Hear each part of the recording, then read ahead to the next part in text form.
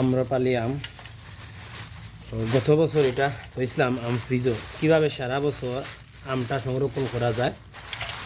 বাক্কা অনেকটা তৈছি, শেষ খাইলিছি, লাস্ট রয়েছে ওই 3টা আম ফ্রিজও তৈছি, যেভাবে আসিল ওভাবে রয়েছে আম, আম্রপালি আম। আর আজকে চলে এপ্রিলের 13 তারিখ, কালকে নববর্ষ। তো আজ ফ্রিজটি সব সাফ করি, আর সাফরাত লাগে হলাম আম যখন রয়েছে এতে আমটা শেষ হইলাই। 3টা আম, ছোটো ছোটো আম রয়েছে, আম্রপালি আম। তো আমটা সারা বছর ফ্রিজে রাখার লাগি সম্পূর্ণ আম জেলা আছে ওই রকম আম আগলো ডিপো রাখি দিলে আম যেরকম আছে আম দৌকা এইরকম রয়েছে।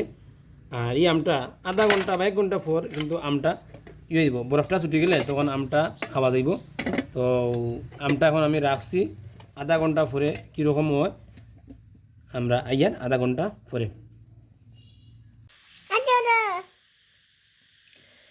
তো আম ফ্রিজ থেকে বার করছি, ফ্রিজ থেকে বার করার পরে যে বরফ গেছে আধা ঘন্টা পরে, আধা ঘন্টা না, এখন বহুত সময় হয়ে গেছে, এর লাগে আমগুলো একটু ইয়ে হয়ে গেছে, নরম হয়ে গেছে, বেশি বেশি সময় যাওয়ায়।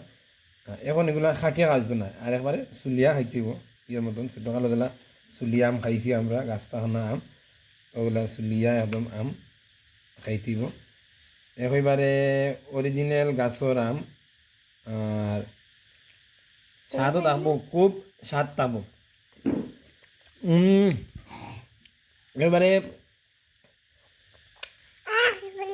স্বাদ, অরিজিনাল টেস্ট। দেখো না খাও, দেখ খাওছেন খাও। এবারে স্বাদ খাও।